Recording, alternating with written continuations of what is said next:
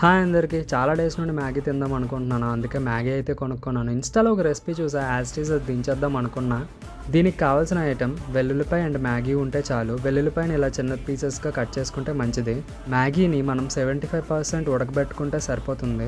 చిన్న చిన్నగా తరుక్కున్న వెల్లుల్లిపాయలో కొంచెం సాల్ట్, కారం, ఆయిల్ వేసి ఉంచాలి. తర్వాత కడాయిలో ఆ మిశ్రమాన్ని వేసి ఇలా చూసిన విధంగా కలుపుకోవాలి. ఆ తర్వాత కొంచెం మ్యాగీ మసాలా యాడ్ చేసుకొని కొంచెం వాటర్ యాడ్ చేసుకొని ఇలా కలిపితే సరిపోతుంది. ముందుగా మనం ఉడకబెట్టుకున్న మ్యాగీని ఇలా డ్రై అయ్యేలాగా ఆ కడాయిలో కలుపుకోవాలి. ఉడకబెట్టిన మ్యాగీకి ఆ మసాలా అద్దేలాగా మనం గరిటెతో కలుపుకుంటే సరిపోతుంది.